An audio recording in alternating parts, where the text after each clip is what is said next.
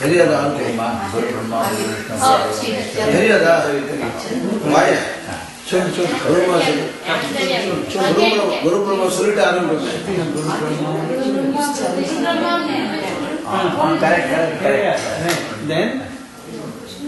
Gurudevo. I think you know Shruti. Right, that's all. Guru Brahma, Guru Vishnu, Gurudeva, Maheshwara, Guru Sakshat, Param Brahma, Tasmai Shri Gurave Namaha. On Bantiappa? Gurave Sarvalokanam, Visare Bhavalokanam, Nitige, Sarva Vidyanam, Sri Dakshina Murtige Namaha. Kamaja Swamigal and the pair. Kamaja Swamigal, more than 20 years.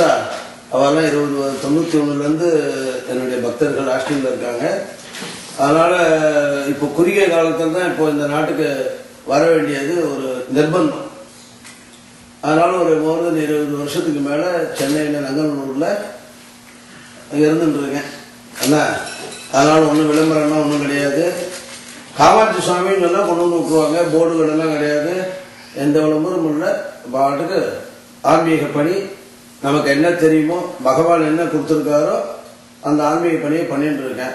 சுவாமிக்கு கல்யாணம் ஆன சுவாமிகள் என்ன அதனால ஒய்ஃபெல்லாம் இருக்காங்க. ஒரு Sun aerospace என்ன சொல்ல முடியும் பற்றி. அதனால ஒரு சன் ஏரோஸ்பேஸ் வந்து இங்கே கொலம்பஸில் ஓஹியோ யூனிவர்சிட்டியில் முடிச்சுட்டு அவருக்கு நாசாவில் கொஞ்சம் வேலை. அதுக்கப்புறம் இன்னொரு இடத்துல இப்போ இன்னொரு அங்கே இருக்காரு. இன்னொரு சன்னு அதே ஓஹியோ யூனிவர்சிட்டியில் எம்எஸ் பண்ணுறாரு. 2 பையங்க ஆன்மீகத்தில். இப்போ ஸ்பிரிச்சுவலில் நான் இருக்கேன். அவ்வளோதான். ஜெய் குருதேவ். இந்த இதுக்கு பேர் இப்போ சத்சங்கம்னு பேர். சத்சங்கம் அப்படின்னா உங்களுக்கெல்லாம் எனக்கும் உங்களுக்கு என்ன வித்தியாசம்? நீங்கள் எல்லாரும் கீழே உட்காந்துருக்கேன், நான் இப்போ மேலே உட்காந்துருக்கேன். என்ன வித்தியாசம்னு கேட்டால் பல சிந்தனைகளோடு இருப்பவர்கள் மனிதர்கள், ஒரே சிந்தனையோடு இருப்பவர்கள் ஞானியர்கள். ஞானியர்கள் எப்பவுமே வேற ஒன்றும் வித்தியாசம் கிடையாது. அவங்க எப்பவும் ஒரே சிந்தனையோடு இருப்பாங்க, நாம பல சிந்தனைகள் இருப்போம். அதனால இந்த சத்சங்கம் இந்த உலகத்துல வந்து எல்லா ஜீவன்களும் கடவுள் படைச்ச ஒரு சின்ன எறும்புல இருந்து மிகப்பெரிய யானை வரையும் இறைவனால் படைக்கப்பட்டது. இறைவனை போய் வணங்குவதற்கு எந்த பிராணிகளுக்கும் மோட்சத்தை பத்தியோ பிறவியை பத்தியோ வாழ்க்கையை பத்தியோ எந்த தத்துவார்த்தங்களை பத்தியோ எந்த ஒரு ஜீவனுக்கும் தெரியாது. ஒரு எறும்பு போய் கோயிலுக்கு போகணுங்கிறதோ குடும்பம் நடத்தணும் வேலைக்கு போகணுங்கிற அவசியம் இல்லை.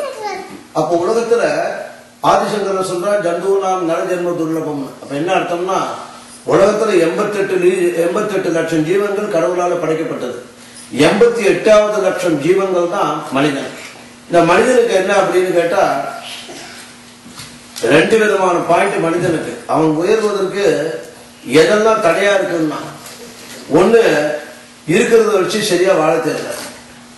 இருக்கிறத வச்சு சிறுக கட்டி பெருகவாள் போருங்கன்ற மனமே பொன் செய்யும் மருந்தேங்கிற மாதிரி நாம என்ன கொடுத்துருக்கானோ அதை வச்சு வாழணும். அதுதான் ரியல் லைஃப். அதுக்கப்புறம் கொஞ்சம் அந்த இருக்கிறத வச்சு நல்லா வாழறதுங்கிறது ஒண்ணு இருக்கு இல்லையா? அதனால மனிதர்களுடைய இந்த ஜென்மா 88. இதுக்கப்புறம் ரீபர்த் கிடையாது. யாருக்கும் ரீபர்த் கிடையாது. மனிதனா பிறந்தாச்சுன்னா அதனால நல்லா இருக்கிற வரையும் நல்லது. இப்ப அந்த குழந்தைங்க வீட்டுல இருக்கும்போது அந்த குழந்தைங்களுடைய மனசுல நல்லது படிக்கிறதுக்கு அந்த குழந்தைங்க எங்கெங்கெல்லாம் வீட்டுல போகிறோம் அந்தந்த இடத்துல எல்லாம் ஒரு பகவத்கீதை புக்கோ ஒரு ராமாயண புக்கோ ஒரு சஷ்டி கவச்சமோ ஒரு ஹனுமான் சாலிசாவோ ஏதாவது ஒரு தெய்வீகமான ஒரு சூழல்ல அந்த குழந்தைங்களுக்கு நம்ம வந்து புகுத்த வேண்டாம். அவங்க வீட்டுல எங்கெங்கெல்லாம் அந்த குழந்தைங்க வந்து நடமாடுறாங்களோ அவங்க கண்ணில் படும்படி ஒரு நல்ல கருத்துக்கள் நல்ல புஸ்தகங்களை வச்சா அந்த குழந்தைங்க வந்து நல்லது படிக்கும். அதனால நம்ம வந்து குழந்தைங்களுக்கு நல்லது சொல்லிக் கொடுத்து பழக்கப்படுத்தி விட்டா அதுக்கப்புறம் அந்த குழந்தைங்களுக்கு வந்து இன் ஃபியூச்சர்ல எக்ஸ்பெக்டேஷன் யாருக்கும் இல்லாத அந்த உலகத்துல எல்லாருக்கும் இருக்கு. ஆண்டில இருந்து அரசு வரையும் எதிர்பார்ப்புகள் இருக்கு. என்ன ஆனா நியாயமான எதிர்பார்ப்புகள் ஒண்ணு இருக்கு இல்லையா? கோயிலுக்கு போய் சாமி கும்பிடுறோம், இங்க வந்தா அத்தனை பேருக்கும் ஏதோ கஷ்டம் இருக்கு. எல்லாருக்கும் கஷ்டம் இருக்கு, எனக்கும் கஷ்டம் இருக்கு, எல்லாருக்கும் கஷ்டம் இருக்கும். படைப்புகள்ல கோவில் இருக்கக்கூடிய இறைவனுக்கு வந்து நம்ம எல்லாரும் பூஜை பண்றோம். பட் அந்த இறைவனுடைய ஒரு பிளாஷ்பேக் பார்த்தீங்கன்னா அவன் ஒரு இடத்துல கல்லா இருந்தான். ஒரு இரும்பு ஒளி எடுத்து அடி அடி அடி அடின்னு ஒரு ஸ்தபதி ஒரு சிலை வடிவமைக்கிறாங்க. ஆனா அது இத்தனை அடிய தாங்கினத்தினால நம்ம எல்லாம் பூஜிக்கும்படியாக ஒரு உயர்ந்ததான ஒரு ஸ்தானத்தை அந்த கல்லு ஆற்றல் ஒரு கல்லு பெற்றிருக்கு. கல்லு ஒரு மரியாதை அடைஞ்சிருக்குன்னா அவ்வளவு அடியை வாங்கிட்டு ஒரு அடி கூட தாங்காத கல் என்ன பண்ணுவோம்? மிதிக்கல்லா தான் இருக்க முடியும். மிதிக்கக்கூடிய கல்லாக அது உலகத்துல இருக்கும். மதிக்கக்கூடிய கல்லாக ஆக வேண்டும் என்றால் அந்த கல்லு நிறைய அடிப்படணும் உளியில, இல்லையா? அதே போல வாழ்க்கையில துக்கம் சுகம் ரெண்டு ஈக்குவல். சுகம் வந்தோன்னு குறிக்கிறதும், துக்கம் வந்தோன்னு ஒரு இடத்துல உட்கார்ந்து இந்த வாழ்க்கை. வாழ்க்கையில சுக துக்கம் ரெண்டுமே சேர்ந்ததுதான் வாழ்க்கை, இல்லையா? காரசாரமான உணவு தானே உணவுன்னு பேரு. ஒரே ஸ்வீட்டையே சாப்பிட முடியுமான்னா கொஞ்சம் கசப்பு இருக்கும், இனிப்பு இருக்கும், காரம் இருக்கும், உப்பு இருக்கும், புளிப்பு இருக்கும், எல்லாம் சேர்ந்ததுதான உணவு. அது மாதிரி வாழ்க்கைன்னா எல்லாம் இருக்கும். அது இப்ப கடவுளை நம்ம போய் பற்றி கொள்வதற்கு குரு அவசியமா தேவை. உன் குழந்தைக்கு நீ யாருன்னு சொல்லிக் கொடுக்க வேண்டாம், ஆனா உன் புருஷன் யாருன்னு உன் குழந்தைக்கு சொல்லிக் கொடுக்கணும். ஏன்னா அப்பாவை எல்லா குழந்தைக்கும் அம்மா சொல்லிக் கொடுக்கணும், அப்பாவை எல்லா குழந்தைக்கு அடையாளம் தெரியாது. யாரா பெற்றவ அந்த ஜீன்ஸ் அம்மாவுடைய கைப்பட்டா அந்த குழந்தை தன் தாயான்னு தெரிஞ்சுக்கும். பாக்கி எத்தனை பொம்பளைக்கு அந்த குழந்தைய தூக்கினாலும் அந்த குழந்தை அழகும், ஆனா தாய் தூக்கினா அந்த குழந்தை அழகும். ஏன்னா தாய்க்கு தெரியும் அந்த தாய் தான் பெற்றவ. ஆனா தகப்பனை இந்த குழந்தை காமிச்சு இந்த குழந்தைக்கு அம்மா என்ன பண்றா, இதான் உங்க அப்பா, அப்பாட்ட போ, அப்பா பேர் சொல்லு, அப்பான்னு கூப்பிடு, டாடின்னு கூப்பிடு, எல்லாம் அம்மா சொல்லி கொடுக்குறா. அப்போ ஒரு குழந்தைக்கு தகப்பனை காண்பித்து கொடுப்பதால் தாய் உலகத்துல முதன்மையாக போற்றப்படுகிறார். அதே போல குரு அப்படிங்கிறவர் கடவுளை காண்பித்து கொடுக்கறதுனால கடவுள் இந்த உலகத்துல முதன்மையாக இடத்துல இருக்காரு. அதனால கடவுள் யாருக்கும் தெரியாது. கடவுள் யாரு? கடவுளுக்கு என்ன மொழி? எல்லா மொழியும் கடவுள் தான். அப்போ உடம்புல இருக்கக்கூடிய அழுக்கு போனோம்னா நிறைய இப்போ சோப்பெல்லாம் வந்துருச்சு. துணியில டஸ்ட் நிறைய இருந்தா அதுக்கும் நம்ம எவ்வளவு பிரயத்தனம் பண்றோம். ஆனா இந்த மனசு இருக்க, இந்த மனசுல இருக்கக்கூடிய அழுக்கு போறதுக்கு நல்ல திருமந்திரங்கள், தேவாரம், திருவாசகம், நல்ல இறைவனை பற்றிய நாமங்கள், இதெல்லாம் நம்ம கூட்டு வழிபாடு. ஆண்டாள் சொல்ற கூடி இருந்து குளிஞ்சோட பாவை கூட்டு வழிபாடு. அந்த கூட்டு வழிபாட்டின் அடிப்படையில நம்மளுடைய துக்கம்லாம் மறந்துடும். வீட்டில் நீ தனியா சாப்பிட்டேன்னா ஏதோ பேய் உட்காந்து சாப்பிட்ட மாதிரி இருக்கும். ஒரு 5 பேர் 6 பேர் சேர்ந்து சாப்பிட்டா என்ன இருக்கும்? கலகலகலன்னு இருக்கும். ஏன்னா எல்லாம் ஒரு கெட்டு கெடுற மாதிரி, எல்லாரும் ஒரு சந்தோஷம், இல்லையா? அதனால இந்த மனித நேயம் அப்படிங்கிறது மனது தூய்மையானதற்காக தான் அந்த ஆன்மீகம், ஸ்பிரிச்சுவல். இந்த ஸ்பிரிச்சுவல் வேற ஒன்றும் இல்லை, நமக்கு மனசு தெளிவடையணும். அதுல மனசு தெளிவடைவதற்கு கடவுளுக்கு இருக்கு நமக்கு என்ன வித்தியாசம் தான். காடுக்கு இன்னொரு பேரு ஹாப்பின்னு பேரு. கடவுள்கிட்ட இருக்கிறது நம்ம கிட்ட யாருக்கிட்டையும் இல்லை, சந்தோஷம். நம்ம கிட்ட இருக்கிறது ஒண்ணு கூட கடவுள் கிட்ட இல்லை. கடவுள் ஸ்கூலுக்கு போகிறது இல்லை, கடவுள் வீடு கட்டிக்கிறது இல்லை, கடவுள் ட்ரெஸ் பண்ணிக்கிறது இல்லை, கடவுள் வேற ஏதோ ஆவணம், கடவுள் வேற எதுவும் நம்ம தான் எல்லாம் போட்டு போட்டு அழகு பார்க்கறோம். நம்ம கிட்ட இருக்கிற மாதிரி கடவுள் கிட்ட, நம்ம கிட்ட இருக்கிறது கடவுள் கிட்ட இல்லை. கடவுள் கிட்ட இல்லாதது எதுவும் இல்லை. ஆனால் உலகத்துல ஒரு மனிதன் வாழ வேண்டும் என்றால் அவனுக்கு அடிப்படையா எல்லாம் தேவை. ஆனா எல்லாம் தேவையா இருந்தாலும் கடவுள் எல்லாத்தையும் கொடுத்துடுறாரு. சந்தோஷத்தையும் கேட்டு வாங்கணும், இல்லையா? வீடு வாங்கியாச்சு, ரைட்டு. வீடு வாங்கிதான் போறாது, அந்த வீட்டுக்கு உண்டான கீ வாங்கணும், இல்லையா? அது மாதிரி சந்தோஷங்கிறது தான் கீ. அது கடவுள் கிட்ட தான் இருக்கு, அதை வாங்கணும் இல்லை. அதனால வாழ்க்கையில முதல்ல நம்பிக்கை வரும். என் நம்பிக்கை வர வரையும் நீ கடவுளை கட்டியா பிடிச்சி கதறி அழுது பிறண்டு நீ போராடிதான் ஆகணும். நம்பிக்கை வந்துடுத்துன்னு வச்சுக்கோ, கடவுளோட உடனே மட்டும் கட்டியா உள்ள பிடிச்சுக்க. நம்பிக்கை வர வரையும் நீதான் கடவுளை கட்டியா பிடிச்சிடணும். கடவுளை நம்பிட்டேன்னு வச்சுக்கோ, கடவுளை நம்பினோம் கைவிடப்படாதான். நம்பினதுக்கு பிறகு கடவுளோட கட்டியா பிடிச்சுக்காரு. ஆனால் நான் 2 கண்ணு கொடுத்துருக்கான், ஒன்னதான் பார்க்க முடியும். 2 காலம் கொடுத்துருக்கான், ஒரு இடத்துக்கு தான் போக முடியும். 2 காலம் கொடுத்துருக்கான், ஒருத்தர் பேசுறதான் கேட்க முடியும். ஆனா வாய் மட்டும் ஒண்ணுதான் கொடுத்துருக்கான். அது 2 அதுக்கு தன்மை இருக்கு. ஒண்ணு நல்லா பேசணும், ஒண்ணு நல்லா சாப்பிடணும். அப்ப நல்லா பேசணும்னா கடவுளை பத்தி பேசணும், கடவுளை பத்தி நினைக்கணும், கடவுளை பத்தி பாடணும், கடவுளை பத்தி சிந்திக்கணும், இல்லையா? நம்ம நம்பிக்கையோட போகணும். ஒருத்த போய் சாமி கிட்ட போய் கேட்டான், கடவுள் இருக்காருன்னா கடவுள் நான் பார்க்க முடியுமா? பார்க்கலாம்னா நாளைக்கு எங்கள் வீட்டுக்கு கடவுள் வருவாங்க. சரி, எத்தனை மணிக்கு வருவாங்க? காலையில் சாயந்தரம் 6 மணிக்கு கடவுள் வீட்டுக்கு வர்றாரு போலான்ட்டான். இப்போ தெருக்காரங்கிட்ட போட சொன்னேன். எல்லாரும் குழம்பு போட்டு ரெடியாக வச்சாங்க. அந்த நேரத்தில் ஒரு நாய் வந்தது அந்த தெருக்குள்ள. எல்லாரும் நாயை துரத்தினாங்க. இவன் வீட்டுக்குள்ளேயே அந்த நாய் வந்தது. கடவுள் வருவாருன்னு எவன் போட்டானா அவங்க வீட்டுக்கே நாய் வந்தது. நாய் அடிச்சு விரட்டினான். ஏன்னா கடவுள் வரக்கூடிய டைம் ஆச்சு. கடவுள் வந்து மணி 7 ஆச்சு, 8 ஆச்சு, 9 ஆச்சு, நைட்டு 12 ஆச்சு, எல்லாம் தூக்கி போட்டாங்க. அவங்க வீட்டுக்கு போயிட்டாங்க. கடவுளுக்காக அடுத்த நாள் காலையில் அந்த சாமிகிட்ட போனோம். கடவுள் வருவான்னு சொன்ன வள்ளி என் வீட்டுக்கு வந்தோம். கடவுள் வந்தார். இப்போ நீ கவனிக்கிறியாங்க? இல்லையே வரலையே. எங்கள் திருவள்ளுவர் பூரா எல்லாம் வெயிட் பண்ணோம். கடவுள் வரல. சாமி ஒரு செலவு வச்சிருக்காரு, விக்கிரகம் பஞ்சலோகத்தில். சாமி சொன்னாரு, இந்த விக்கிரகத்துக்கு பின்னால போய் நீ வந்து தரிசனம் பண்ணுறாரு. எல்லாரும் சாமி முன்னாடி தான் கும்பிட்டு சொல்லுவாங்க. இவரோட பின்னால போய் கும்பிட்டு சொல்றாருன்னு பின்னால போய் பார்த்தான். பின்னால போய் கும்பிட்டா சாமியினுடைய முதுகுல கோடு கோடா இருக்குது. அப்போ இவன் கேட்கிறான், என்ன இப்படி எல்லாம் கோடு கோடா இருக்குது? அப்ப அந்த சாமி சொல்றாரு, எல்லாம் உங்க வீட்டுல நடந்த பூஜைகள். என்ன பூஜைன்னா?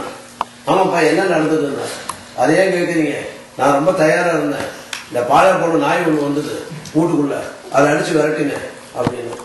காவி அதனால கடவுள் அப்படின்னா. சாமியார் மேலே பார்க்க முறைச்சான். ஏயா, கடவுள் நாய் ரூபத்தில் வருவான்னு நீ ஏன் நேற்று என்கிட்ட சொல்லல? அப்போ கடவுள் எந்த ரூபத்துல வேணாலும் கடவுள் வருவார். இந்த ரூபத்துல தான் கடவுள் வரணுங்கிறது இல்லை.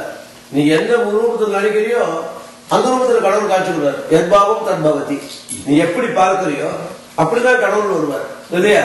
நீ கடவுளை திருடனா பார்த்தா திருடனா வருவார், நல்லவனை பார்த்தா நல்லவனா, குழந்தைய பார்த்தா குழந்தைய வருவார். ஆண்டாள் வந்து கணவரா பார்த்தா கணவரா காட்சி கொடுத்தார். அது மாதிரி சுந்தரமூர்த்தி சுவாமிகள் தோழனா பார்த்தார், தோழனா காட்சி கொடுத்தார். இப்படி ஒவ்வொரு தாய்மான சுவாமி பகவான் வந்து அந்த பிரபஞ்சமா பார்த்தார். அதுக்கப்புறம் நம்ம வள்ளலார் சுவாமிகள் இருக்கார் பாருங்க, ஜோதி வடிவமா கடவுளை பார்த்தார். ஆதியும் அந்தமும் இல்ல அருட்பெரும் ஜோதின்னா. வீட்டுல பார்த்தா 35 சாமி வச்சிருப்பாங்க. பிள்ளையார் வேண்டிட்டு இருப்பாங்க. பிள்ளையார் ஒண்ணும் பண்ணலைன்னா அடுத்த சுவாமி பக்கத்திலே இருக்காரு. அவர் வேண்டுவாங்க. அவரும் ஒண்ணும் பண்ணலைன்னா அடுத்த சுவாமி ஒண்ணு வேண்டாம். எல்லா சுவாமிக்கும் சேர்த்து ஒரே கும்பிடு. என்னடா, பெத்த தாயை வணங்குவதற்கு முன் வயிற்றுக்கு முன்னால் கை இருக்கிறதும் கூப்பி வணங்க வேண்டும். பெற்ற தாயை. ஏன்னா இங்கே சம்பந்தம் எங்க நமக்கெல்லாம்? அம்மா எங்க இருந்து நம்மளை கொண்டு வந்திருக்கா? எங்க சுமந்த இடத்துக்கு தாயை வணங்கணும். தகப்பனார் எங்கதான் வணங்கணும்? ஹிருதயத்துக்கு நேரம் அப்பா வணங்கணும். ஆசான் எங்க வணங்கணும்? குருவை. வாய்க்கு நேரம் கைவிடணும். குருங்கிறவர் வந்து சொல்லிக் கொடுக்கறது நமக்கு. அதனால ஆசான் இங்க. கடவுள் எங்கடான்னா 2 கையும் தலைக்கு மேல தூக்கி கடவுள் வணங்கணும்.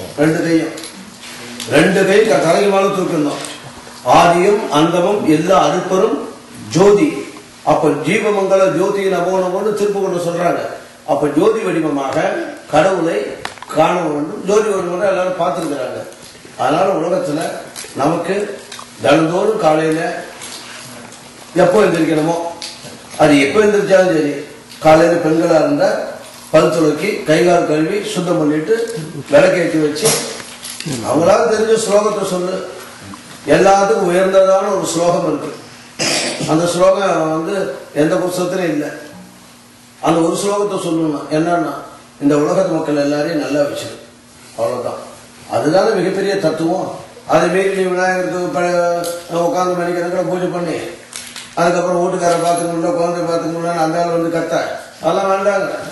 அதனால எல்லாரும் நல்லா இருக்கட்டும், அவ்வளவுதான், இல்லையா? Real happiness, rice with happiness, எல்லாரும் நல்லா இருக்கணும், அவ்வளவுதான். அந்த மாதிரி நினைய யோகா சமஸ்தா சுகினோ போகுது. எல்லாரும் சந்தோஷமா இருக்கணும், எல்லாரும் நல்லா இருக்கணும். அதை நீங்க தான் இருக்க இன்க்ளூடு தானே. அதனால அப்படி அந்த மந்திரம் தான் பெரிய திருமந்திரம். அதனால ஒரு குரு இல்லாம நாம கடவுள்கிட்ட போக முடியாது.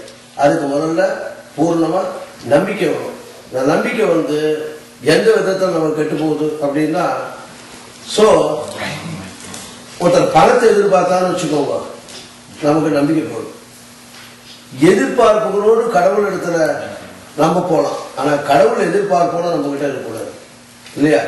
அதனால எதிர்பார்ப்புகள் எங்க இருந்தாலும் அங்க நமக்கு வந்து ஒரு டிஸ்டன்ஸோ இல்ல டிசப்பாயிண்டோ இல்ல வந்து ஒரு கான்பிடன்ஸ் ஸ்பாயில் ஆகுதோ, நமக்கு ஒரு நம்பிக்கை ஏற்கக்கூடிய ஒரு நிலைக்கு நம்மளை கொண்டு போய் விட்டுருது, இல்லையா? ஆனா நம்பிக்கைங்கிறது மனிதனுக்கு வந்து ரொம்ப அவசியம்.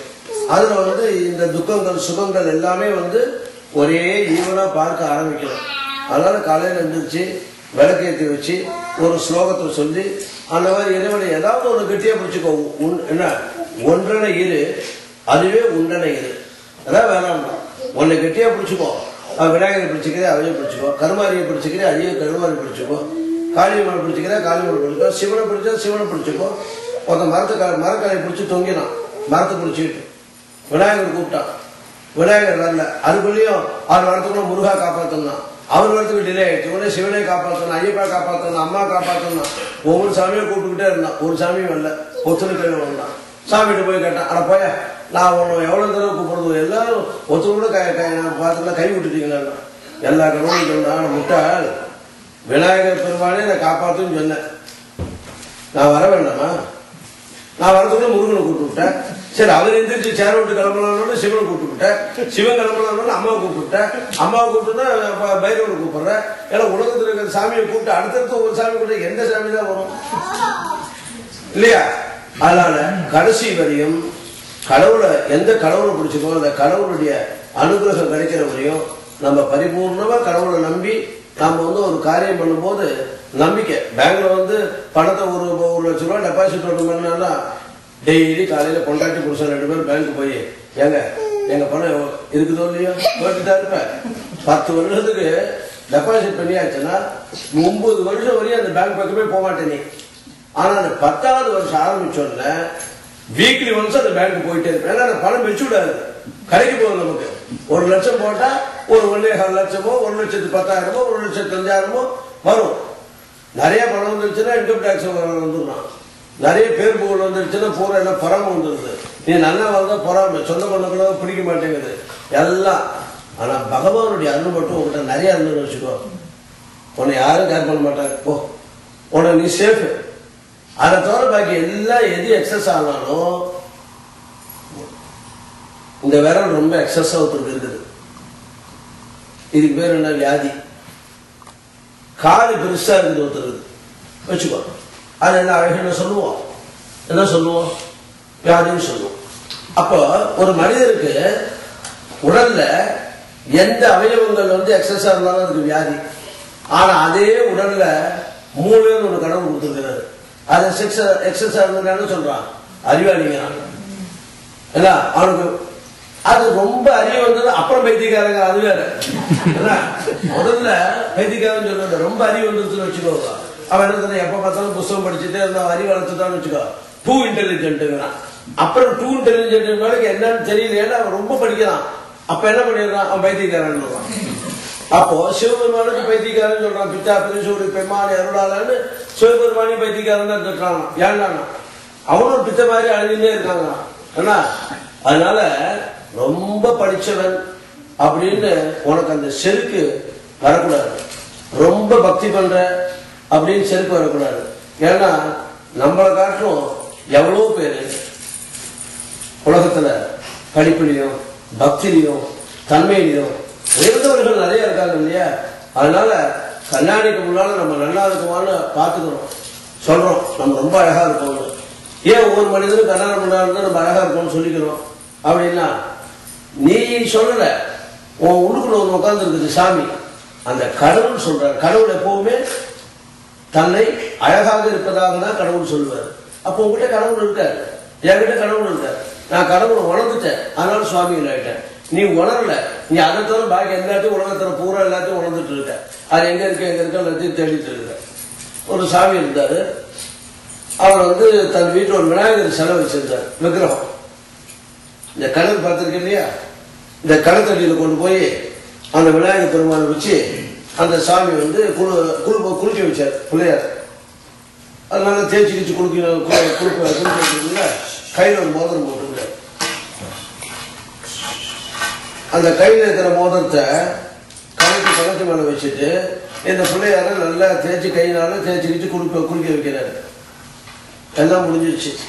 சாமி அலங்காரம் பண்ணி கொண்டு போய் அவங்களோட இடத்துல வச்சுட்டாரு வீட்டுக்குள்ள.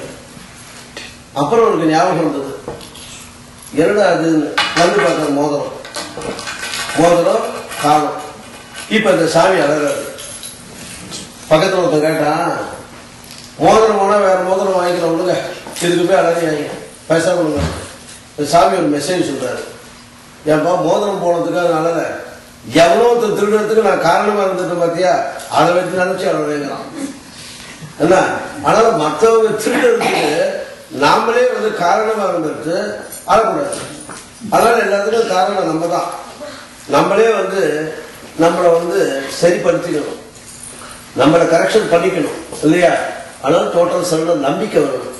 அந்த நம்பிக்கை மர்க்கண பக்தி மார்ஜான பக்தின்னு ரெண்டு இருக்கு. மர்க்கணம் அப்படின்னா குரங்கு, மார்ஜானம்னா பூனை. இந்த குரங்கு என்ன பண்ணும், ஒரு குட்டி போட்டு வச்சுக்கோ, அந்த குட்டி குரங்கு கட்டியா பிடிச்சிக்கும். அது ஒரு கலையில இருந்து ஒரு கலைக்கு தாவும். குட்டி விட்டுருத்துன்னு வச்சுக்கோ, அந்த வம்சத்திலேயே அந்த குரங்கு குட்டியை சேர்க்காது. கட்டியா இதுதான் கட்டியா பிடிச்சிக்கும், அது பிடிச்சிக்காது, இதுதான் கட்டியா பிடிச்சிக்கும். குரங்கு பார்த்துருக்கேன், குட்டி கட்டிக்கும் அம்மாவை. எல்லாருக்கும் அம்மா இருக்காங்க. இந்த குழந்தை யாரு, அந்த பையன் இருக்காங்க. அவன் எது கேட்டாலும் நீங்க வாங்கி கொடுப்பல, அவன் கேட்கறதான வாங்கி கொடுப்பல. ஏன் அவனுக்கு எது நல்லது எது கெட்டது எதை போய் கொடுக்கணும்னு உனக்கு தெரியும். அப்ப நமக்கெல்லாம் எல்லாத்துக்கும் ஒரு அம்மா இருக்கிறாங்க. ஆத்தால எங்க அபிலாவல்லி அண்டவெல்லாம் பூத்தவனும் அவர் சொல்றாங்க. அபிலாவல்ல ஈரேழு குணங்களையும் பூத்தவனும் காத்தவனும். அப்ப நமக்குன்னு ஒரு தாய் இருக்கா இல்லையா. நம்ம எல்லாரும் கோயிலுக்கு போய் எல்லாம் தான் கேட்போம். ஆனா எதை எப்ப கொடுக்கணும், பெத்தவனுக்கு நம்ம குழந்தைக்கே எதை எப்ப தரணும் எதை எப்ப தரக்கூட நமக்கு தெரியுது. அப்ப நமக்கெல்லாம் இந்த உலகத்தையே பெத்த ஊத்தி இருக்கா இல்லையா. அப்ப அவங்ககிட்ட போய் நீ கையேறும் போது அவ எல்லாத்தையும் கொடுக்க மாட்டா. எதை நீ எந்த நேரத்தில் கொடுக்கணுமோ என்ன அழுது பண்ணதான் பால் சாப்பிடுறதா நீ அழு. ஆனா எப்ப பால் கொடுக்கணும் எப்போ உனக்கு ஒன்று தூங்க வைக்கணும்னு தாய்க்கு தான் தெரியும். பால் இணைந்து தாயும் சால பிறந்த அவளுக்கு தான் தெரியும் தாய்க்கு. அதே மாதிரி உலகத்துக்கு அம்மாவா இருக்கக்கூடியவ யாரு, அம்மன். ஆனால் அவனுடைய சன்னிதானத்தால் எதுவும் கேட்க வேண்டாம். ஆனால் நம்பிக்கை ஒவ்வொருத்தருக்கும் அவசியம் தேவை. அந்த நம்பிக்கை குறையும் போதுதான் நமக்கு கஷ்டம் வருது. ஆனால் எல்லாத்துக்கும் எதிர்பார்ப்புகள், அந்த ஆசைகள், அதை கொஞ்சம் கொஞ்சமா அடக்கணும். எப்படின்னு கேட்டா, ஒரு கடவுள் கிட்ட போய் ஒருத்தன் கேட்டான், நான் கோடீஸ்வரன் நான் என்ன பண்ணுறதுன்னு. அப்ப கடவுள் சொன்னாரு, உனக்கு கோடீஸ்வரன் ஆயிடுவேன் கவலைப்படாத அப்படின்னு சொல்லிட்டு அவர் ஒரு பொருள் கொடுத்தாரு. அந்த பொருள் ஒரு கல். இப்ப இந்த கல்லை பார்த்தான், என்ன பண்ணணும்னு கேட்டான். கடவுள் சொன்னாரு, இந்த தகரத்தெல்லாம் தொட்டு அந்த கல் எந்த தகரத்து மேலப்பட்டாலும் அதெல்லாம் பொண்ணாயிடும். அதனால நீ உனக்கு எப்பெல்லாம் பணம் சேருமோ ஒவ்வொரு தகரத்தையும் தொட்டுட்டே அது கோல்டு ஆகிட்டே இருக்கணும். இவன் பார்த்தான், என்ன இப்ப உனக்கு பிரச்சனை தெரியுமோ இல்லையோ. இப்ப இந்த கல்லை வாங்கிட்டான் கடவுள் கிட்ட இருந்து. இப்ப உனக்கு ஒரு பயம் வந்துருச்சு. இப்ப உடனே இதை ஆரம்பிச்சுட்டா, ஸ்டார்ட் பண்ணிவிட்டா என்ன, அதனால நமக்கு இன்னும் கொஞ்சம் கஷ்டம் வரட்டும், அப்புறம் இதை பார்த்துக்கலாம் அப்படின்னு சொல்லிட்டு ஒரு துணியை சுத்தி ஒரு டப்பாக்குள்ள வச்சுட்டான். ஒரு மகாராஜாவுக்கு ஒரு பார்பர் போய் தினம் சேவை பண்ணுவோம். இவன் ரொம்ப ஜாலியா இருந்தான். மகாராஜா சொன்னார் மந்திரி கிட்ட, இவன் ரொம்ப சந்தோஷமா இருக்கான், இவன் என்னன்னு நீ விசாரின்னு. நான் மந்திரி போய் அவங்ககிட்ட கேட்டான், என்ன நீ எப்ப பார்த்தாலும் சந்தோஷமா இருக்கேன் அப்படின்னு. எனக்கு ஒண்ணுமே இல்லை, கடவுள் ஆரோக்கியத்தை கொடுத்துருக்காரு, நான் ரொம்ப ஜாலியா இருக்கேன், எனக்கு ஒன்றும் கவலையே கிடையாதுன்னு. இப்ப மகாராஜா கிட்ட அந்த மெசேஜ் சொல்றோம். மகாராஜா சொல்றாரு, இவன் சந்தோஷமா இருக்கக்கூடாது. அதான் நான் இந்த நாட்டுக்கு ராஜா, எனக்கே 1008 தலைவலி இருக்கு. இவன் எனக்கு இவன் இந்த பார்பர் சந்தோஷமா இருக்கிறது எனக்கு பிடிக்கல, ஆனாலும் உங்களுக்கு துக்கம் வரணும், அதுக்கு நீ ஏதாவது யோசனை சொல்லுங்கிறார். மந்திரி சொன்னா, சின்ன யோசனை தான், நாளையிலேருந்து அவன் துக்கம் அவனுக்கு ஆரம்பிச்சாச்சு, கவலைப்படாதீங்க. காலையில வந்தான், ஒரு படி இருக்கு இல்லையா, படி பார்த்துருக்கேன் இல்லையா, படி இந்த அலங்கி போனோமே, இந்த படியில ஒரு முக்கா படிதான் தெரியும் இல்லையா, முழுசுக்கு பாதி முக்கா. இந்த முக்கா படிக்கு அந்த ராஜா என்ன பண்ணாரு, தங்க காசு கொடுத்தாரு. முக்கா படிக்கு தங்க கொடுத்தாரு, கோல்டு காயின் முக்கா படிக்கு. இப்ப வீட்டுக்கு போயிட்டான். 6 மாசமா ராஜா கிட்ட பேசுறது இல்லை, ராஜா கிட்ட சிரிக்கிறது இல்லை, பூரா அவ்வளவு பெரிய தாடி வளர்ந்து போச்சு அவனுக்கு. இப்ப துக்கத்துல இருக்கான். இப்ப அவன் ராஜா கேட்டார், என்னடா நான் ரொம்ப துக்கத்துல இருக்கான், அவளை என்னன்னு விசாரின்னு. அப்ப அவர்கிட்ட போய் மந்திரி கேட்கிறாரு, ஏப்பா உனக்கு தான் கோல்டு கொடுத்ததுல ஒரு 3/4 படிக்கு நீ சந்தோஷமா இருக்கலாமேப்பா, ஏப்பா நீ கஷ்டப்படுற.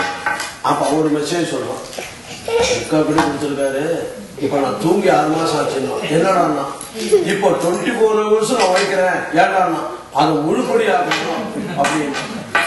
அப்போ கொடுத்ததுக்கு மீறி இன்னும் அது ஃபுல்ஃபில் ஆகணும். அவனுக்கு 3/4 படி இருக்கு இல்லையா, அதை முழுப்படி ஆகணும். அதுக்காக நான் தூங்காம இருக்கேன். நான் 3/4 படிய முழுப்படி ஆகணும், அதனால நான் தூங்காம இருக்கேன் அப்படின்னா. அது மாதிரி இவன் என்ன பண்ணினா, கடவுள் கொடுத்த கல்லை வாங்கி ஒரு தகர டப்பா கூட ஒரு துணியை சுற்றி வச்சுக்கிட்டான். இப்ப இந்த தகர டப்பா ஆக்சுவலா கோல்டு ஆயிருக்கணும். ஏன் கோல்டு ஆகல? ஒரு கிளாத்தை சுத்தி வச்சிருக்கான் இல்லையா, அந்த அந்த கல்லுல ஒரு கிளாத்தை சுத்தி வச்சிருக்கான் டப்பா. இப்ப இந்த கிளாத்தை எடுத்துட்டா இந்த கல்லு அந்த தகரத்தோட டச் ஆகும். டச் ஆச்சுன்னா தகரம் கோல்டு ஆயிடும். அப்ப இறைவன் சொல்லக்கூடியதான பரமாத்மா, அந்த பரம்பொருள், அந்த கடவுள், கல்லா இருக்கக்கூடிய கடவுள் இந்த தகரமாக இருக்கக்கூடிய இந்த தகரத்தோட ஒட்டாம இருக்கிறதுக்கு கல்லுக்கும் தகரத்துக்கும் மத்தியில ஆசை, கோபம், கஞ்சத்தனம், அதிக ஆசை, கர்வம், பொறாமை, இந்த மாதிரி எல்லாம் இருக்குது. இது எல்லாத்தையும் விளக்கணும். இதை விளக்கியாச்சுன்னா நாமளும் கோல்டு ஆயிடுவோம். அது விளக்கிறதுக்காக சத்சங்கம் 4 பேர் சேர்ந்து இறைவனை பத்தி பாடணும், இறைவனை பத்தி பேசணும், இறைவனை பத்தி கேட்கணும். கை நல்லா இருக்குது, ரைட்டு, கையில ஒரு 25 பவுன் கோல்டு, இந்த கையில ஒரு 25 பவுன் கோல்டு போட்டி என்ன பிரயோஜனம்?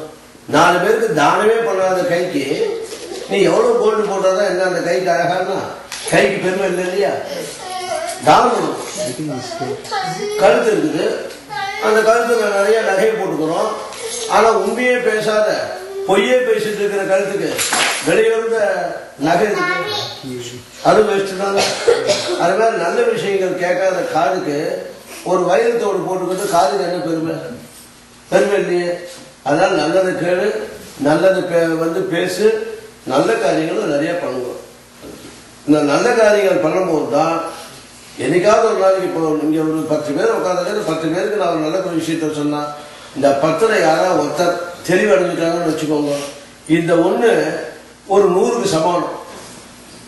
ஆனா 10 பேர் இந்த தெளிவடைந்தேன்னு வச்சுக்கோங்க, நெக்ஸ்ட் ட்ரிப்பு திரும்ப நான் வந்து ஏதாவது ஸ்பீச் கொடுக்கணும் இல்லையா? ஏன்னா நம்பணும் இல்லையா? முதல்ல நம்பிக்கை வரும் இல்லையா? ஆனா நம்பிக்கை வந்து ஃபுல்லா வரணும். நம்பிக்கை வந்து வந்துடுத்துன்னு வச்சுக்கோ, அதுக்கப்புறம் வாழ்க்கையில் நல்லா இருக்கும். அதனால எல்லாருக்கும் நம்பிக்கை இருக்கிறதுனாலதான் இந்த அம்மா சொன்ன உடனடியாக குருஜியை வந்து பார்க்க வந்திருக்கேன். அதனால அதை வந்து எல்லாரும் இன்னைக்கு உங்களுக்குன்னா ஒரு பெரிய ஒரு ஆப்பர்ச்சுனிட்டி. ஏன்னு கேட்டா இந்த யூஎஸ்ல வந்து எங்களுக்கு இது புது ரூட். இந்த ரூட் நாங்கள் எப்பவுமே மெயின் ரூட் வந்துட்டு அப்படியே போயிடுவோம். எல்லா ஊர்லேயும் பக்தர்கள் நிறையா இருப்பாங்க, நிறைய ஜேன்னு கூட்டம், பல வீடுகளுக்கு போவோம்.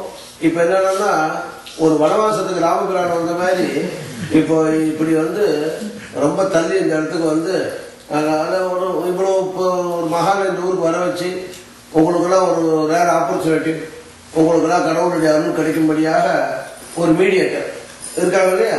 ஸோ அதனால நல்லவங்க எப்படி இந்த மாதிரி தான் யார் மூலியமா தான் நம்ம கடவுள்கிட்ட போக முடியும். அது மாதிரி கடவுள்கிட்ட போகிறதுக்கு இந்த அம்மா இவரும் எப்படி இன்னைக்கு வந்து குருவை பார்க்கறதுக்கு காரணமாக இருந்தாங்களோ, அது மாதிரி உங்களுக்கும் கடவுளுக்கும் பாலமாக இருக்கிறது தான் குரு. அதனால தான் குரு பிரம்மா, குரு விஷ்ணு, குருதேவ மகேஸ்வரக, குரு சாட்சாத் பரம்பிரம்ம தஸ்மேசி குருவே நமஹ. அந்த குரு அப்படிங்கிறவ வந்து உலகத்துக்காக, உலக நன்மைக்காக அவ வாழ்க்கலாம். எல்லா குழந்தையும் ஆசீர்வாதம் பண்ணி ஒரு நல்ல வழி ஆசீர்வாதம் பண்ணி எல்லா குழந்தையும் நல்லா படிக்கணும், நல்லா படிக்கணும், நல்லா படிக்கணும்னு ஆசீர்வாதம் பண்ணாதான் என் குழந்தை நல்லா படிக்கும் இல்லையா? அதனால மற்றவங்களை சந்தோஷமா வாழ்த்தணும் இல்லையா? அதனால எல்லாரும் நல்லா இறை தொண்டோட இறை பணிய பண்ணுவோம். அதுக்குன்னு கோவில் குளத்துக்கெல்லாம் போகணுங்கிற அவசியம் இல்லை. வீட்டில் இருக்கக்கூடிய கோவிலுக்கே போக வேண்டாம்னு சொல்லிட்டாரு சாமி. அதெல்லாம் ஒன்றும் வேண்டாம், வீட்டில் இருங்கோ. வீட்டில் பூஜை பண்ணி உங்களுக்கு தெளிவு கிடைச்சதுக்கு அப்புறம் கோவிலுக்கு போங்க. அப்ப அந்த கோவில் எதிர்பார்ப்புகள் குறையும். எடுத்தோடனே கோயிலுக்கு போய் நிற்கக்கூடாது. முதல்ல உங்களை சரிப்படுத்திட்டாதான் பூஜை. வீட்டில் டான்ஸ் ஆடி பார்த்தாதான் மேடையில போய் டான்ஸ் ஆட முடியும் இல்லையா? வீட்டில் கொஞ்சம் நடிச்சு பார்க்கணும் இல்லையா கண்ணாடிக்கு முன்னால, அப்பதானே மேடை ஏற முடியும். அது மாதிரி கோவிலுக்கு போனோம்னா உடனே அங்கே போய் நிறைய அப்ளிகேஷன் போடக்கூடாது சாமி கிட்ட. எனக்கு இவ்வளோ கூட அவ்வளோ கூடன்னு. சாமி என்ன கம்பெனி இடத்துல ப்ரொமோஷன் கொடுத்த இல்ல, அவருக்கு தெரியும் உனக்கு என்ன ஒண்ணுன்னு கடவுளுக்கு தெரியும். நீ போய் எதுக்கு கடவுள்கிட்ட போய் கேட்கிற? ஒண்ணும் கேட்க வேண்டாம். கேட்டால் கேட்டதை மட்டும் கொடுப்பார், கேட்காவிட்டால் எல்லாத்தையும் கொடுத்துருவார். அதனால வீட்டில் இருக்கக்கூடிய பூஜை ரூம்ல சுவாமிய தினந்தோறும் பூஜை பண்ணி உனக்கு தெரிஞ்ச ஸ்லோகம், அவங்களுக்கு அவ்வளவு தெரியுது, நமக்கு ஒன்றும் தெரியலையே, தெரியட்டும். அவங்க முதல்ல கிளம்பி போட்டுமே மோட்சத்துக்கு. அப்ப நீ மெதுவா போய இல்ல, முதல்ல போறவங்களாம் போட்டுமே. எப்ப நம்ம மெதுவா அவசரம் சோல் செடி விந்த மெதுவா போவோமே, எதுக்கு அவசரம் பண்ணணும்? அதனால என்ன ஸ்லோகம் தெரியுமோ அதை சொல்லுங்க. எந்த நாட்டில் வாங்கணும்னாலும் சரி, நம்மளுடைய கலாச்சாரம், நம்ம ட்ரெடிஷன், அது வீட்டுக்குள்ள யாரும் உங்களை ஏன் கொண்டாடுறதுன்னு கேட்க மாட்டாங்க. எந்த ஒரு விஷயமும் நடுத்தருக்கு போனாதான் பிரச்சனை. வீட்டுக்குள்ள இருந்தா சேஃப். வீட்டுக்குள்ள ஸ்லோகம் படிக்க, பூஜை பண்ணுங்க. உங்களுக்கு நம்ம இந்தியன் ட்ரெடிஷன் படி உங்க பாரம்பரிய ட்ரெடிஷனை விடாம நல்லபடியா இங்க எல்லாம் கொண்டாடுவோம். நம்ம இங்க இருக்குமே அப்படின்னா எந்த நாட்டில் இருந்தாலும் அங்க என்ன சாப்பிட்டு அதான் சாப்பிட்டு இருக்க, அந்த ஃபுட்டு தான் இங்கேயும் சாப்பிட்றோம். அங்க வாழ்ந்த மாதிரி தான் இங்கேயும் வாழ்ந்துருக்கு, புதுசா ஒன்றும் வாழ போறது இல்லை. அதனால நம்ம ட்ரெடிஷனை யாரும் விடாது. அந்த ட்ரெடிஷன் தான் ரொம்ப முக்கியம். கலாச்சாரம் தான் நம்மளை காப்பாற்றும். ஏதோ வயிற்று பழப்பு இங்க இருக்கும், வயிற்று பழப்புக்காக இருக்கும். அதனால நம்ம கலாச்சாரத்தை விட்டுட்டு நம்ம இருக்கிறது ரொம்ப தப்பு. அதனால இந்தியன் கல்ச்சர் அப்படிங்கிறத காட்டணும். ஃபேமிலி கல்ச்சர்னு ஒன்று இருக்கு. இந்தியன் கல்ச்சரை நீங்க ஒன்றும் ஃபாலோ பண்ண வேண்டாம். உங்க ஃபேமிலி ட்ரெடிஷன் ஒன்று இருக்கு இல்லையா, மூதாதையர்கள், தாத்தா, பாட்டி, அந்த ஒரு ஜெனரேஷன் இருக்கு இல்லையா, நம்மளுடைய ஃபோர் ஃபாதர்ஸனுடைய அந்த ட்ரெடிஷனை நம்ம எல்லாரும் ஃபாலோ பண்ணி அப்படி பண்ணும்போது வரக்கூடிய குழந்தைங்களுக்கு ஒரு ஸ்லோக கிளாஸோ, ஒரு கீத கிளாஸோ, ஏதாவது உங்களுக்கு தெரிஞ்ச ஒரு நல்ல விஷயங்களையோ அதுங்களுக்கு சொல்லும் போது நம்ம ட்ரெடிஷனை இந்த குழந்தை இந்த நாட்டில் வளர்ந்தாலும் நம்ம நாட்டில் வாழணும். இந்த வாழறதுக்கு நீங்க இங்க நல்ல உரங்களை போட்டு அந்த குழந்தைகளை வளர்க்கணும். நல்ல உரங்கள்லாம் உடனே குழந்தை மண்ணெண்ணுக்கு வச்சு விதையெல்லாம் போட்டு பூச்சி மருந்து அடிக்கக்கூடாது. அது இல்லை, நல்ல விதையை போடணும்னா நல்லதை விதைக்கணும். குழந்தைகளுடைய மனசுல உள்ளத்துல நல்லதா விதைக்கணும். குவாலிட்டி. மகாபாரதத்துல 100 பேர் கௌரவர்கள், குவான்டிட்டி ஜாஸ்தி ஆனா குவாலிட்டி இல்லை. பாண்டவர்கள் 5 பேர், குவான்டிட்டி கம்மி ஆனா குவாலிட்டி இருந்தது அவங்ககிட்ட. அதனால குவாலிட்டி ஏடா இருந்ததுன்னா கடவுள் எந்த பக்கம் இருக்காரோ அதுதான் ஜெயிப்பாங்க எப்பவுமே. கடவுள் அந்த பக்கம் இருந்தாலும் அவங்க ஜெயிச்சிருப்பாங்க. அதனால அந்த கடவுள் இருந்ததுனால அந்த 100 பேர் 5 பேர் ஜெயிக்க முடியுமான்னா கடவுள் கூட இருந்தாரு. அப்ப கடவுளுடைய அருள் இருந்ததுன்னா கடவுளோட யாருக்கிட்ட இருக்காங்களோ அவங்க தான் வின் பண்ண முடியும். கடவுள் அந்த பக்கம் இருந்தாலும் அவங்க ஜெயிச்சிருப்பாங்க. அதனால மகாபாரதத்துல கிருஷ்ணன், ராமாயணத்துல ராமர், இவங்க 2 பேரும் ராமரை பார்த்தா ஜடாயுக்கு மோட்சத்தை கொடுக்கிறாரு, சபரிக்கு மோட்சத்தை கொடுக்கிறாரு, அங்க இருக்கக்கூடிய அணிலுக்கு மோட்சத்தை கொடுக்கிறாரு, எல்லாத்துக்கும் மோட்சத்தை கொடுக்கிறாருங்க. கிருஷ்ணன் அப்படிதான் எல்லாருக்கும் மோட்சம் கிருஷ்ணன். அதனால பகவான் கிருஷ்ணன் எங்க இருந்தாரோ அது ஜெயிச்சது. அது மாதிரி கடவுள் யார் பக்கம் இருக்காரோ அவதான் வாழ்க்கையில ஜெயிக்க முடியும். அதனால கடவுள் இந்த குரங்கு பிடி மாதிரி கெட்டியா பிடிச்சுக்கணும். அதுக்கு பேரு மக்கள பக்தி இருக்கு. மார்ஜால பக்தின்னு ஒண்ணு, அது பூனை. மார்ஜாலம்னா பூனை. இந்த பூனை என்ன பண்ணுன்னு கேட்டா தன் குட்டிய தன்னோட வாயால தானே பூனை கவிட்டு போய் ஒவ்வொரு இடத்துல வச்சு வளர்க்கும். அது மாதிரி கடவுள் என்ன பண்றாருன்னா நம்ம ஒவ்வொரு நிலையில கொண்டு போய் நம்ம வைக்கிறாரு கடவுள். ஒரு நிலையில நம்ம கொஞ்சம் சரி ஆயிட்டோம்னா கடவுள் விட்டுறப்ப நீ தான் இடத்த இடணும், நீ தான் ஓடணும், நீ தான் சம்பாதிக்கணும் இல்லையா? அது மாதிரி குரங்கு புத்தி மாதிரி கடவுளை கட்டியா பிடிச்சிருந்தேன்னா பூனை புத்தி மாதிரி கடவுள் என்ன பண்ணுவார்? ஒன்னை கெட்டியா பிடிச்சுப்பார். குரங்கை போல நீ கடவுளை கெட்டியா பிடிச்சுக்கோ, பூனையை போல் கடவுள் உன்னை கெட்டியா பிடிச்சுப்பார். இதான் வேதாந்தம். அதனால சத்சங்கம் அப்படிங்கிறது 4 பேர் சேர்ந்து ஒரு இறை வழிபாட்டையோ இறைவனை பற்றியோ பேசுறதோ கேட்கறதோ இதெல்லாம் தான் நமக்கு சரியாகும். அதனால கோவிலில் இருக்கக்கூடிய இறைவனுக்கே அவ்வளவு உளியில அடி இரும்பு உளியில அடி வாங்கினதுனால கடவுள் என்ற தகுதியை அவர் அடைஞ்சிட்டார். அதனால் நாமளும் பல சோதனைகளை தாங்கிக் கொண்டு வாழ்க்கையை நடத்தினோமானால் நாமும் பிறரால் மதிக்கப்படுகின்ற நிலையை அடைய முடியும். ஜெய் குருதேவ். எல்லாம் கும்பு வாங்கிட்டு எல்லாரும் சரி.